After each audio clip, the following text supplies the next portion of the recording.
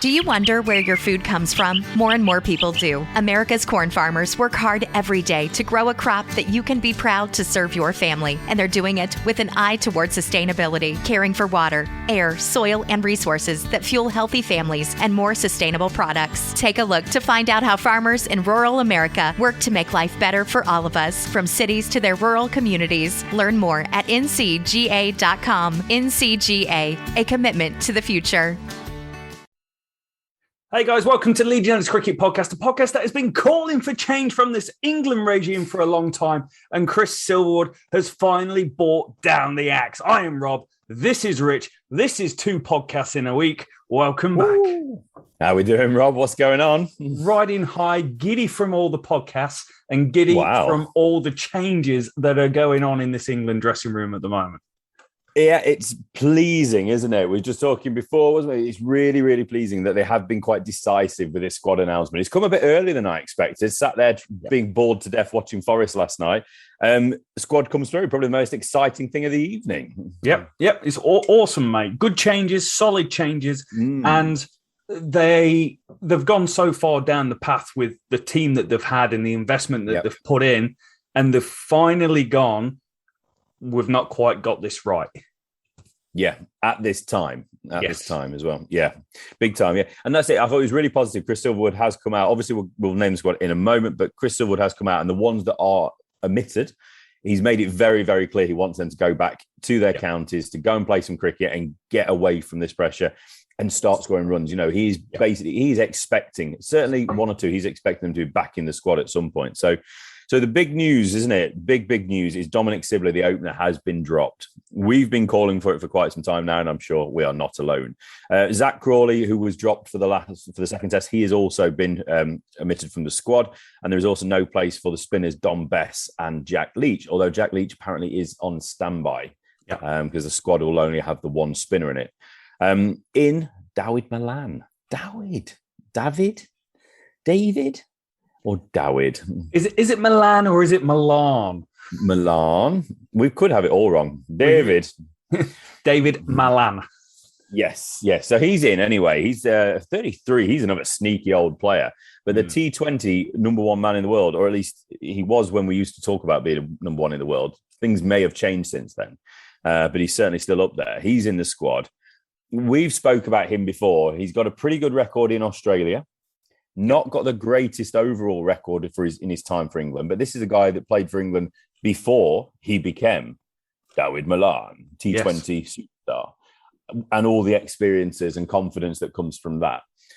So I think it's a really positive one. So let's just quickly rattle through the squad, if you don't mind. So Joe Root obviously is captain. Thank the Lord and the Maker. He is still here because we would not have a batting lineup if it wasn't for him. So Joe Root leads the squad. And alphabetically, it's Moeen Ali, James Anderson, Johnny Bairstow, Rory Burns, Josh Butler. Funnily enough, Josh Butler gets a wicketkeeper next to his name, but Johnny Bairstow doesn't. Anyway, that means nothing. Sam Curran, Hasib Hamid, Dan Lawrence, Saqib Mahmood, Dawid Malan, however we want to say it, Craig Overton, Ollie Pope, Ollie Robinson, and Mark Wood. We will no doubt dig into the bowling attack and what the potential makeup of that will be. But I think we have to start first off. Sibley.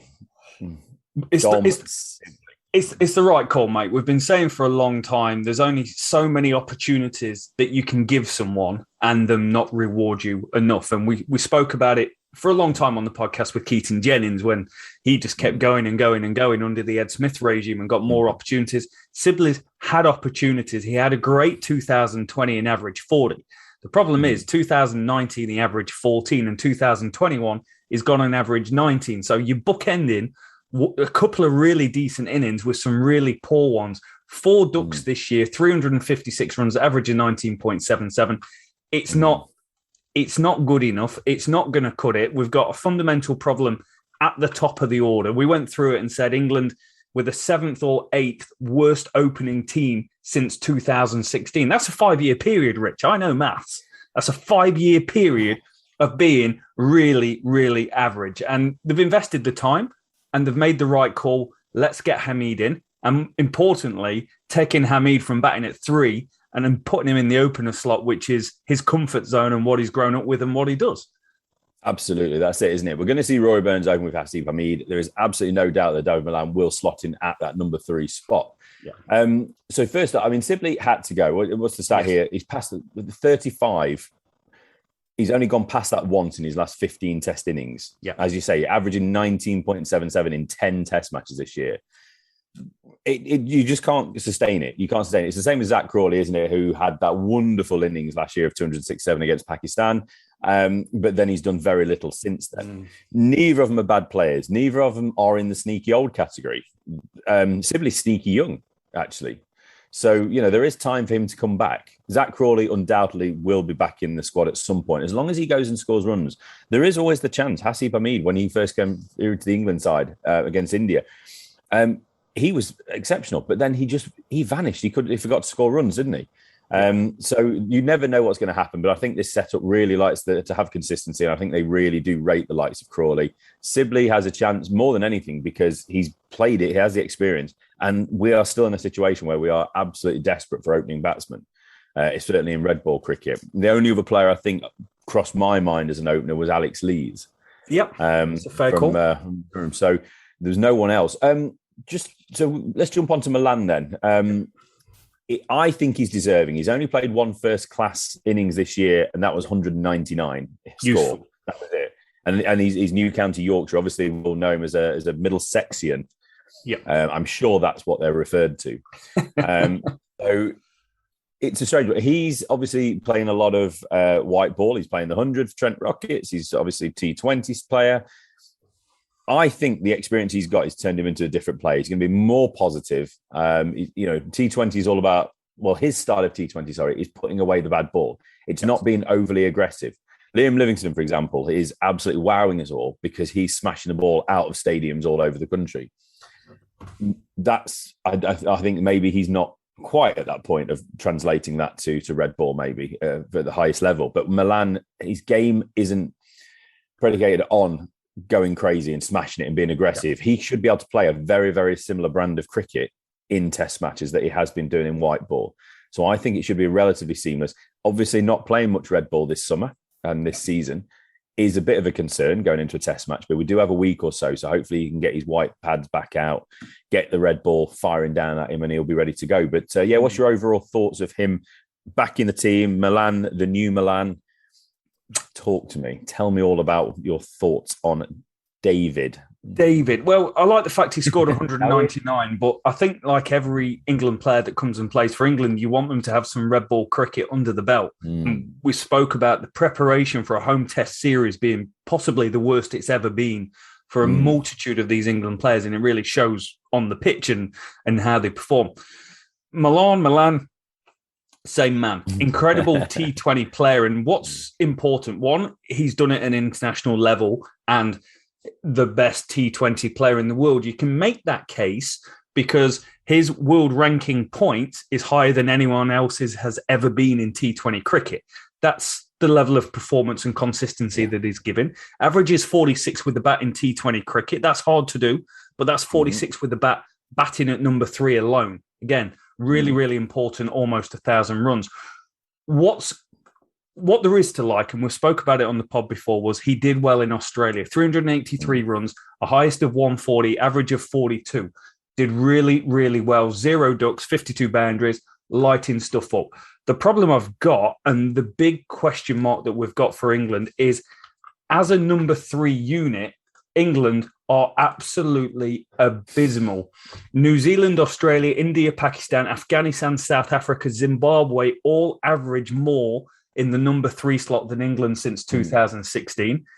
Milan's got a huge position to fill when you compare it to Pujara in India, and then you've got Labuschagne coming in at number 3 in Australia. So your one-to-one matchup is a huge deal. So he's got big shoes to go and fight against. And the fact that all his runs, he played 3 test matches batting at number 4, averaged 11, played 12 test matches batting at number 5, averaged 32. He's never played at number 3 in a red ball English team. So huge opportunity, but even though he's experienced in international cricket, there is inexperiences coming into the role that he's going to do. Yeah, absolutely. And it's not without risk, but this is the problem with the England top order at the minute. There is no solid option, is there? There is no solid person you can turn to. We not joked. We haven't replaced Andrew Strauss as opener yet. Yeah, he was with Sir Alistair Cook when they were together. So Cook carried on. We never replaced Strauss, and we're struggling to replace Cook now as well. So it's 2 openers. Number 3, Trott. Are we still struggling to replace Trott? Well, I don't know who's been in the team since. I can't even think who has been in the team and had raging success at number 3. Yeah, since 2016, mate, we have got through 14 different players at the number 3 role, which is absolutely incredible. Highest average is Jason Roy, averaging 72, but only batted there once and failed as an opener, so doesn't really count. Crawley, interestingly enough, averages 38 at number 3, which is very interesting, but that is 267 of those runs came in 1 innings, and the next 9 innings had 120 in it. Joe Root averaged 33, and we can say failed at number 3. It didn't bring out the best of him. Yeah. Joe Denley averaged 32, which seems a very England sort of number to average. Bairstow averaged 30 and had 14 innings there. James Vince averaged 30. Heaton Jennings averaged 26 at number 3. Tom Wesley, remember when he played 5 test matches for a series, averaged 24. Gary Balance, 21. Stokes, 19. Moeen Ali, 14. Dan Lawrence, 13. Craig Overton, 5. And Hamid, 4.5. So you run down the list. Even the great Joe Root, I'm using great with Joe Root because he deserves to be called Great Joe Root at the moment for his batting displays, wasn't able to solidify a number 3 role. And I think you look at Test cricket, openings got harder and batting at 3's got harder, generally because people have poorer techniques and try and score faster than they used to back in the day. Number 3 me was the best player in the team. Should be. Not anymore. Except for boycott. Didn't realise I was chatting to Jeffrey. Techniques. That's quite dark. I didn't realise how bad it was at 3. Obviously, we've been obsessed with the openers. Yeah. Obsessed since Strauss. But number 3 is probably as big a problem and has been as big a problem for England. It's papering over cracks, isn't it? You could argue, obviously, the number 3 is in way earlier than they should be. Be interested to see how that shakes out with the stats. Yeah. But still, number 3 should be your calming influence, your anchor, your man to play at different paces. If the openers see off the new ball or see the bit of shine off, and then you're in with a decent score on the board, you can kick on and keep going. If you're going in second ball of the innings, you are an opener. It's such a crucial position. I'm really pleased that they have gone with the change, though, for one other reason, regardless of who that is. And we'll chat around maybe 1 or 2 other options who they could have gone to at 3. But they had to get Hasib Hamid to open. I thought it was a massive disservice to the young fella that they brought him in as a number 3. He sat there looking around at Burns and Sibley going, you boys are on last chance because that's the only reason I'm here, which is an uncomfortable position for him coming back into the squad. Yeah. You'd rather be in a team where people have a bit of certainty in their positions. Yeah. But he obviously had a big issue batting at 3, certainly how long he had to wait in the first innings, an hour or so before he went in. So I'm really pleased to see that he should come into this with a much bigger confidence level, especially after his 45 balls he faced in the second innings. Yes, it was only 9, but it wasn't about the runs he was scoring in that second innings. It does make a difference. And out of everyone, he's earned the right to open for England. He's gone away, worked hard, come back, 642 runs, an average of 46, 2 centuries, 4 50s, and batted just about the most balls in county cricket this year. I still don't wrap my head around going, why is he batting at number 3? But great call, get him into open. And, us going, who else could bat at number 3 for England? The other one that I came up with was Tom Abel, who's been fantastic, 635 runs at an average of 63. Yeah. But Milan is a safer bet because England's been burnt on bringing people in without test match experience as of late.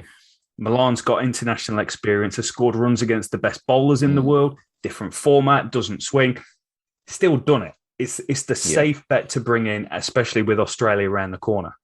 Yeah, it's quite funny. I mean, historically, I've criticised the Ed Smith selection ideas, let's say. Yeah. When he first came out, obviously he's not involved anymore. When he first got involved, he was picking people off white ball success, wasn't he? He was. I'm now going, I think Milan's a really good selection because of his white ball success. So we have gone full circle here. Yeah. So I was right then and I'm right now. I don't care. I'm going to be inconsistent with what I use. But I think he is a different player. He has confidence. He's scored runs against the best bowlers in the world, albeit in shorter spells and the shorter format, but he deserves the opportunity. Who else? Any other names? Abel, that's definitely one you were pushing for. Johnny Bairstow, we spoke about, perhaps they look at getting him at 3 because then that would open a position for either Ollie Pope or Dan Lawrence, who they clearly both like. Yeah. Anyone else other than Bairstow and Abel? The only other one that I could have potentially gone back to would have been a James Vince, who has had a great season again. Got his first 100 for England, obviously, in the summer as well. Can bat, averages 30 at number 3. But again, that was 2017-18. This is 2021. The world's a different place, and James Vince is a better cricketer.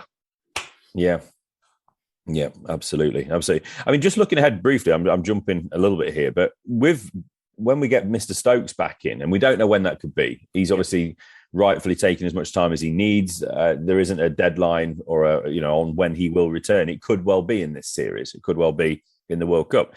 But if you slot him at 5, depending on how you do your spinning position, if you kept Butler and Ali at 6 and 7, there is no space for Pope, Lawrence, or Bairstow. Yeah. So it's an interesting one. If Milan comes in and does well, if Hamid comes in and does well, that's it. That's your 6. Yeah, Bairstow becomes your backup keeper. Yeah, absolutely. So it potentially becomes a strength. But we spoke about it in the last pod. The batting lineup just looks a bit of a shambles. It just looked all over the place. And that last innings, it just didn't look right at all. Yeah. So I'm pleased they've ripped the plaster off with Sibley. Hopefully he goes away and score runs again. I'm sure Warwickshire fans will be thinking the same. Crawley, the same down in Kent. Burns, Hamid, Milan, Root. That's a solid 4, hopefully, going forward. I think Bairstow's going to retain his place, isn't he?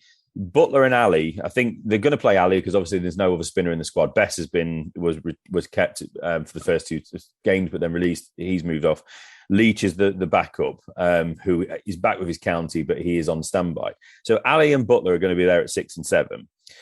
Is there any question for you over the wicket keeping position, or are you quite happy at the moment with Butler? Because obviously we've got Bairstow in there as well. I suppose the question would be, are you happy with the wicket keeping situation, or would you prefer one of Pope and Lawrence in the team above Butler at the moment, for example? England are really poor at batting. Newsflash. Yes, breaking news. And we have been for a while. So if I look at it, I'm like, I need batting cover. And there's a couple of ways to do this. One is you bring Craig Overton into the team and you play Butler, Ali and Overton, which gives you 3 all-rounders that potentially a couple will average in the 20s, and Butler you'd open and be up at 35. Yeah, just a quick one back on Overton. Is Overton, would you say he's more of a batting player than Curran? Yes. Okay, fair enough. Carry on. Yes, I do. And I don't know why, but I feel like he probably is. I feel like he's someone that could potentially be more consistent. I think it's important in this part of the conversation, we're talking about middle order, to talk about that sort of number 8 position, the all-rounder bowler, if you like. But I'm really interested to kind of get dug into this bowling attack as well at some point. But yeah, carry on for now, and then we'll dig into what we think might be the main. It depends how you do it. Part of me would like England to pick a proper top 6. Mm-hmm. Given we've not got Stokes, I feel we need a proper old school top 6. So for me, I'm going Burns, Hamid, Milan, Root, Bairstow. And I struggle with this next selection because Ollie Pope is very similar to Dom Sibley and Zach Crawley, where he is so out of touch, so out of whack. He's lost his technique for all being. He used to be a beautiful player to watch. And then you saw him go to India and he's batting on trying to play off 5th stump and getting LBW all the time. And then you see him getting cleaned up by Chris Rushworth that's going viral on Twitter. The guy's a fantastic player, a fantastic talent and a fantastic future. But I want to put him. I feel like I need a genuine top 6 in there, but I don't. He could do more damage than what it's worth. Yeah, I mean, Lawrence is another option. He's barely averaging 20 at the moment in his short Test career. I'm sure that average will increase as he plays more, and he's still a young guy, isn't he? He's still very early 20s. So It is a tough one. It's almost, just to get it the right look, would you want Ali above Butler, for example? And then allow Butler, to have a bit more freedom to play how he chooses with the tail. Yeah. I think for me, I'm going to go Pope at 6. Yep. Butler 7, Moeen Ali 8. That, to me, feels like we're giving ourselves the best chance of not completely collapsing and losing the series. There's how many tests are down? 2 tests are down. We've got 3 to go. Lose this next test and you're done for. But England bowling attack can always take 20 wickets. It's the thing that's always got us by, always got us through the tough times of having a bad team, is because we can bowl teams out. And I know our pace attack is absolutely struggling with Archer out, Broad out, Stokes out, Wokes out. There's more than that, but I feel we need the batting. Yeah, I thought it was interesting. There was a little graphic on Cricket Info just talking about all the players, all the bowlers missing. Yeah. And I thought it was quite nice that they put Ollie Stone in there as well. Ollie Stone as well. Well, there's 5. Yeah. And I thought that was quite generous, to be honest. He was included in that. But it is a person, a player that's played for England. And yes, absolutely. Mark Wood, I think, if he's hurt his shoulder and I'm England, I'm not telling him to play in this test match. I'm trying to work out how I get him ready for the Ashes, because there's no Jofra Archer. Ollie Stone might be out. If we haven't got someone with some genuine wheels in Australia, we've seen how that's gone before. Yeah, forget it. So it will be interesting. And that's the thing. That's what I worry about England's mindset with this bowling attack, because I think they will want Wood in because they're seeing him as a one of a kind at the moment. Yeah. There's no one, like you said, there's no one else really there. The bowlers, let's just recap on the bowlers what we have. So Curran, Robinson, Wood and Anderson played in the last test. We also have Craig Overton and Saki Mahmood was called up from Lancashire. Now, all 6 of those I would be quite happy to see play in one lineup or another. Now, Curran, after his king pair, after his not the most convincing performances, although he did get the wicket of Virat Kohli, but that's the only wicket he has got so far. I, like you, would like to see Overton be given an opportunity. Now, I criticise England sometimes being a bit too obsessed about finding that bowler that can also bat, but Overton can bat at 8. Yeah. He is a Wokes-esque player, isn't he? Yeah. And he's been, with Ollie Robinson, the best player in county cricket for 3 or 4 seasons. Since his last stint in 2018-19, he's been the best. He averaged 12-13 with the ball in first-class cricket. That's good enough to go. This guy has gone, in county terms, from good to great. He's made a change. He's got better. And you want to see... Switching to Geico is a good idea, especially when you consider everything. First off, Geico makes it easy to switch. They have licensed agents available 24/7 online or over the phone. But if it's so easy, you might start thinking everything is easy, even big wave surfing. And it's not. It's actually quite difficult. Well, if you switch to Geico, you could save hundreds on car insurance. And you could keep saving by bundling your motorcycle, boat, and RV, plus your home or renter's insurance. But saving money might lead you to make some questionable purchases, like a 20-foot feather boa. And do you know how hard it is to clean a 20-foot feather boa? Well, they do have an industry-leading mobile app you can use to pay your bill, file and manage a claim, or add a new driver. But when life gets a little easier, it makes you too confident, and you start calling everyone Ace. And you're better than that. Well, Geico has a 97% customer satisfaction rating and has been saving people money for 85 years. It's hard to beat that. But you're right. Switch to Geico. It's obviously a good idea. What he's got to know if you're going to put him on a plane to Australia. Yeah, that's another good shout, isn't it, as well? So, I mean, I would really like to see Saki Mahmood in the team as well, but I think just talking about that number 8 position, I think Overton could give you that balance. If the 5, 6 and 7 remains as it was for the second test, you've got your spinner in there with Ali. Overton comes in at 8. Robinson's a lock at 9 at the moment. Anderson, assuming he's fit, which he obviously passed his fitness test for the last test, he's a lock at 11. The question then is Wood or Mahmood. I think if Wood looks like he's just about fit, there's a chance he could play if you play with those 5 bowlers, the 4 seamers. Yeah. But if we go with potentially what you were saying, Rob, where you go with Ali at 8 and you put an extra batter in, which is sensible with how batting woes, then I don't think Wood can be risked. You have to play then Mahmood or Curran. And I'm not sure I would want a lineup of Overton and Curran. No. So for me, I'm going with Pope at 6, Butler 7, Ali 8, and then my seamers are Overton, Robinson and Anderson. Okay, so Wood misses out for injury, let's say resting, and also Mahmood misses out. And Curran. So, okay, that makes sense. It. Yeah. I think I'd like to see Overton at 8, Robinson 9, assuming Wood's not fit, Mahmood comes in, and then Anderson. I'd love to see Mahmood get his opportunity. Yeah. But Wood did bowl pretty well. I've been critical of him over the years because he doesn't take enough wickets. He's a good bowler. He seems an absolutely amazing bloke. Great to have around, but I just need my quick to take more wickets. Yeah. That's fair enough, eh? It is fair enough. I do feel he's better bowling now than what he was a few years ago, and he's putting some hard yards this year. Like playing tests against New Zealand was hard, playing tests against India is hard, and playing tests in Sri Lanka and India is hard. So he's 5 innings with the ball, 14 wickets, an average of 35, a best of 5 for 142. If someone's getting 5 for 142, that's telling me they're putting in some hard yak to be able to do that. Yeah, fair enough. Was there any other bowlers knocking around the county circuit, any other seamers that you thought might be part of the conversation, might sneak into the squad? 2. Darren Stevens. You talk about you wanting a bowler that can bat. Darren Stevens. Get him in at 8. No.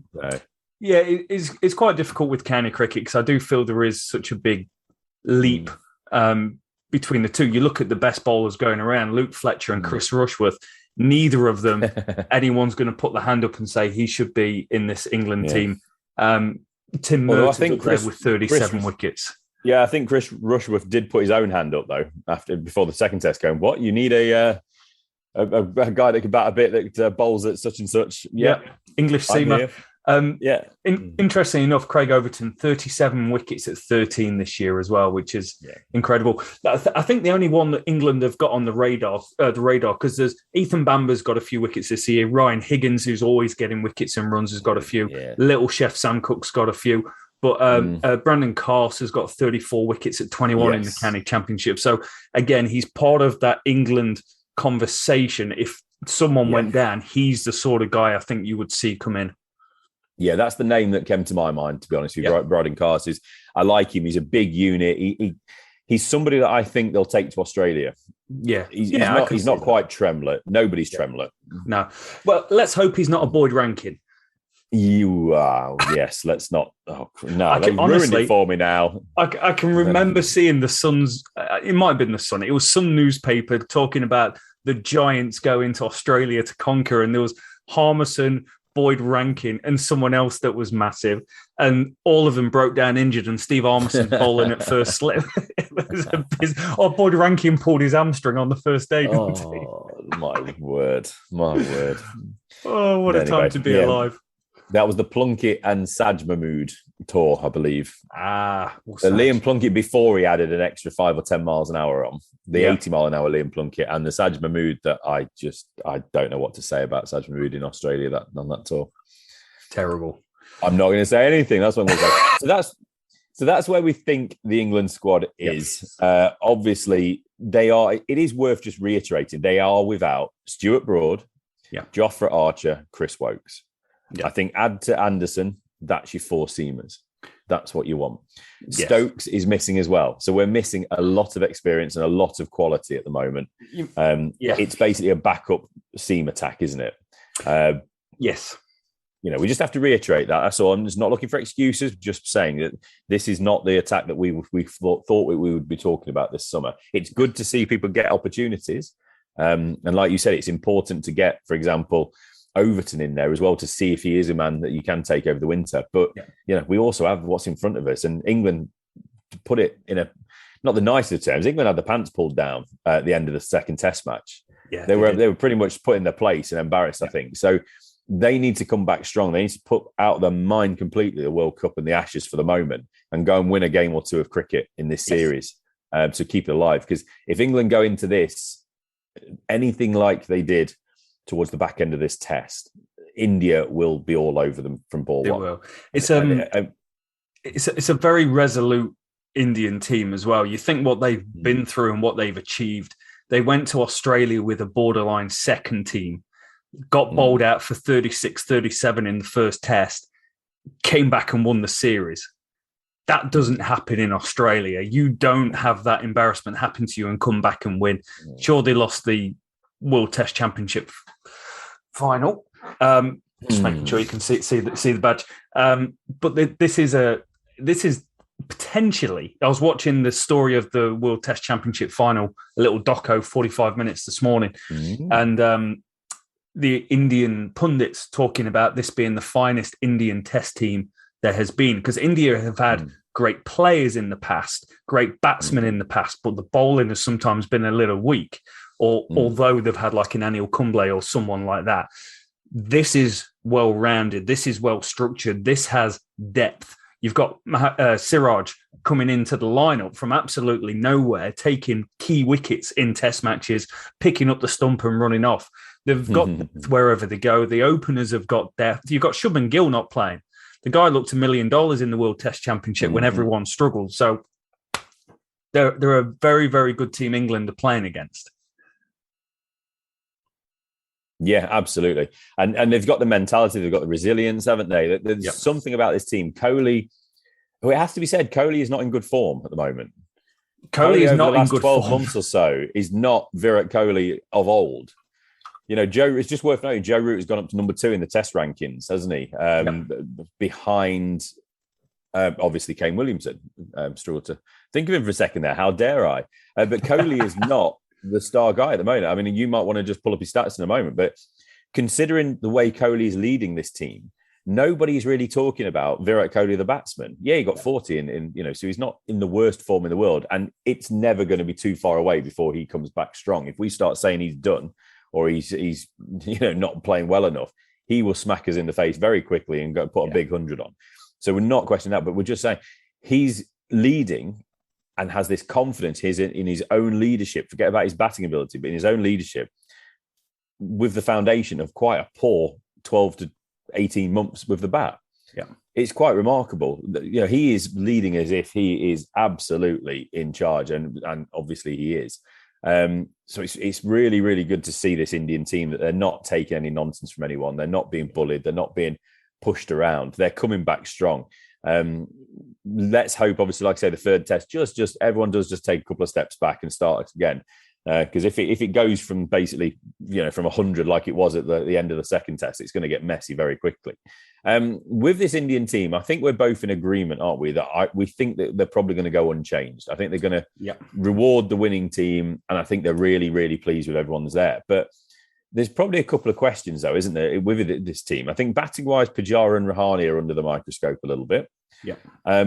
Jadeja is under the microscope just because you have Ashwin running drinks at the moment.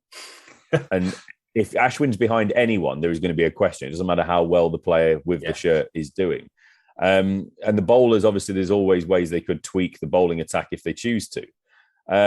What's your thoughts on any of that? I mean, do you think there's going to be a change of the batting first with Rahane or Pujara? I don't think they will.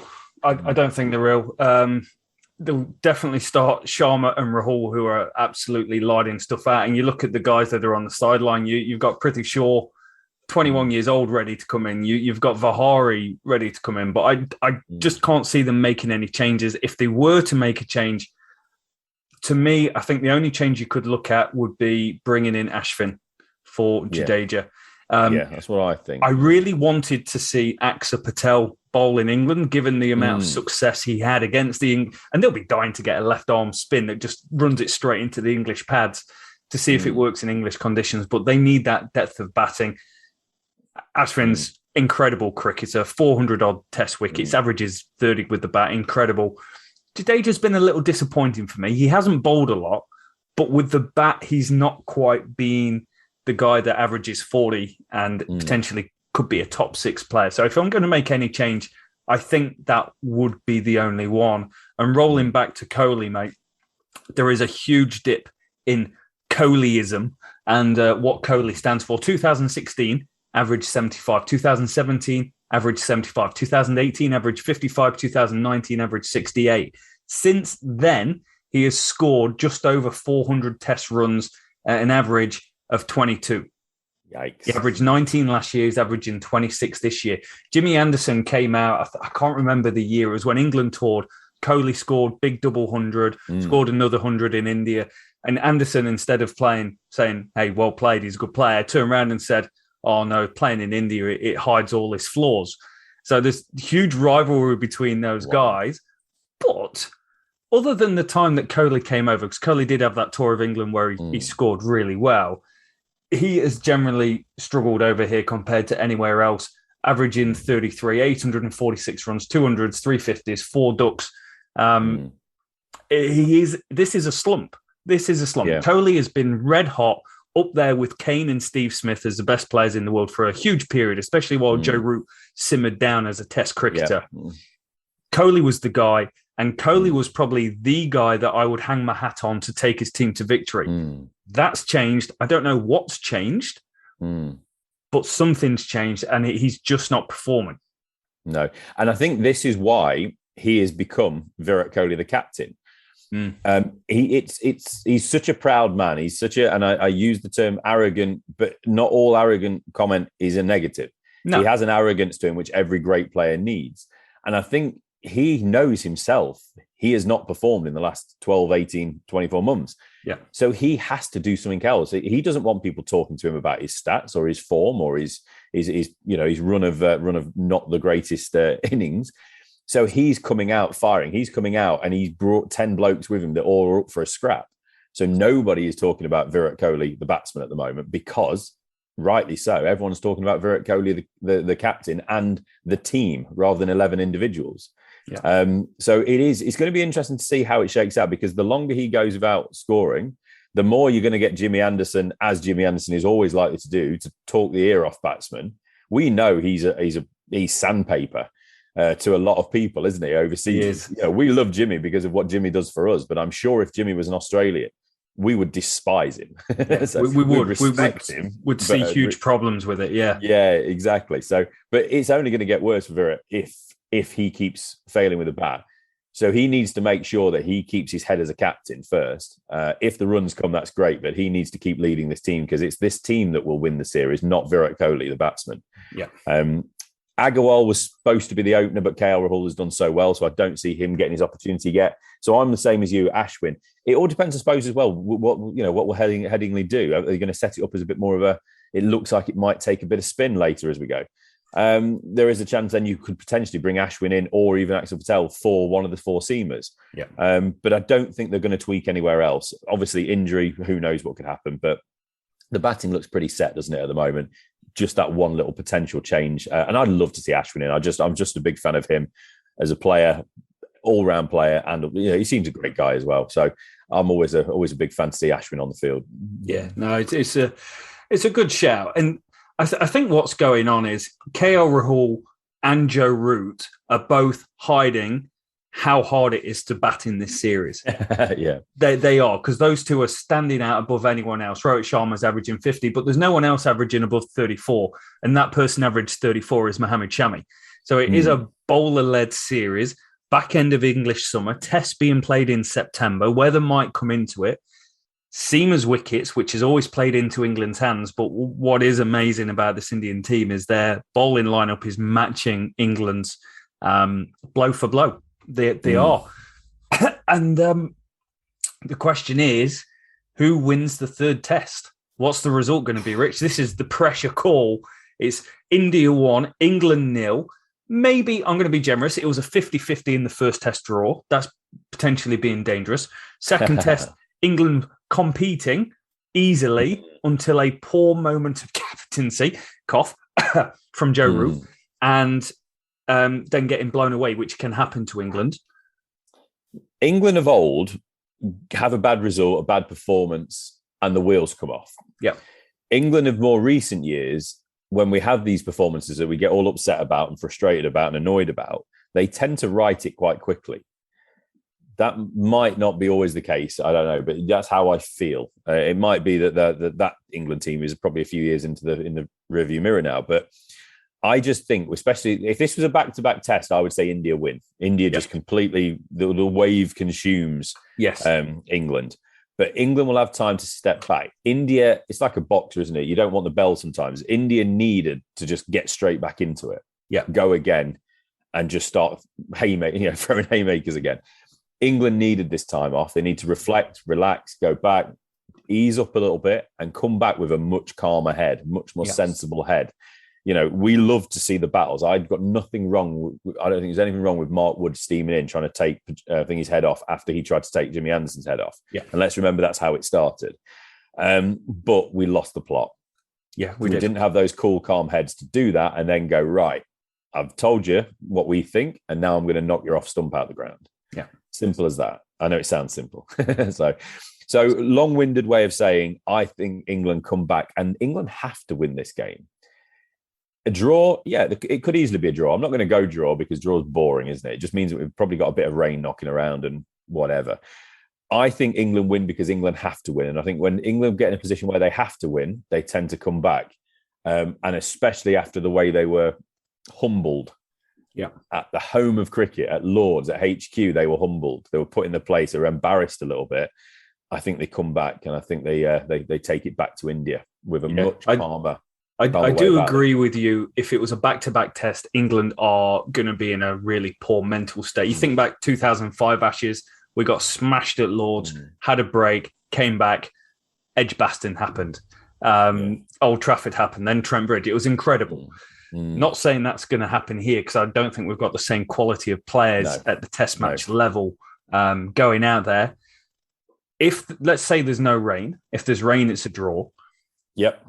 I don't like myself saying this. I think David Milan's going to score runs. I do. I think he's going to score runs. He has to. If we want England to win, he has to score runs. He does. Hasib Hamid has to at least occupy the crease. Yep. I don't want to give him a pass for what I've criticised Sibley, but let's remember Hasib Hamid is coming back into the team.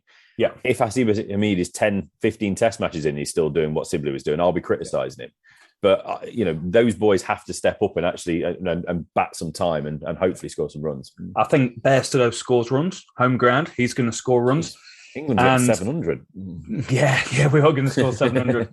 I'm going England win. Yeah, I feel it. I struggled with that decision, but I'm going England win. Got Root and Bairstow playing on the home ground runs. Milan coming back in. Going to score some runs. Also home ground now for him. Yep. I fancy the openers, someone to step up from Burns or Hamid. One of them is going to score runs in this contest. And I also, at Headingley, Jimmy Anderson's pretty useful. If it's Robinson and Overton, Headingley isn't the same wicket it used to be or the same arena, but it's still a ground where you would favour English seam bowling. And I think in Overton and Robinson, I'm hoping we've got enough control with Jimmy Anderson to build pressure throughout. I don't feel there's someone that's going to go around the park and put too much pressure on the other guy. So I'm going in England win, but it's really close. And maybe that's just a little bit of the English optimism trying to flush out an English win. Yeah, absolutely. A lot has to go right for England, and they have to have rectified a lot of the issues in the meantime before this third test does kick off on Wednesday. So this just next week, isn't it? Next Wednesday. It's not tough. It's not an easy one for me, but I think England will tough it out. I think they will get that win. But I expect India to come strong. And then it's back-to-backs, isn't it, for the fourth and fifth test? So if it gets to that point, if we're 1-1 going into the fourth test, we've then got 2 weeks, basically, of cricket where it could be anything. It could be 3-1 to either side, or it could be a damp squib of a draw as we go in. But England have to win this game to keep the series alive, in my opinion.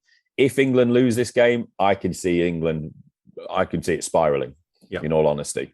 Yeah. So they have to win. Simple as that. No excuses. Yeah. Time to step up. And just like yourselves, if you'd like to step up, you can hit that subscribe button. Follow us wherever you are. We are on Twitter, YouTube, every podcast variety host that you could imagine. We are probably on there. So I'm excited. This is proper hard test match cricket. Can't wait for the third test to roll around next week. Yep. Really happy with the changes England have made as well, Rich. Big time. Yeah, absolutely. I'm really excited. And I can't allow this podcast to end, though. It's going to be at Headingley, the home of Yorkshire County Cricket Club, without saying, they're not going to be listening to me, but just put it out there. Yorkshire released the report. Azim Rafiq has been waiting over a year for the report into racist, the allegations of racism within that cricket club. I'm sure they're not alone. But face up to it, release the report. Simple as that. Get on with it. Hopefully by the time next time we get on the pod next week, there will be a report out for the public, for everyone to read. And we can either have closure or further conversations around what's to come from the alleged racism that's taking place at the club. So I have very little faith that they will do what they need to do. Let's put it that way. So it's shocking how long it's been taking. It's just they've embarrassed themselves, and I think the ECB have come out as well, haven't they? Basically told them to get on with it. Yeah. And the fact that they've not even really included Rafiq in any of the dialogue of when to expect report or anything is shocking. Really, it's scandalous. So get it done. Hurry up.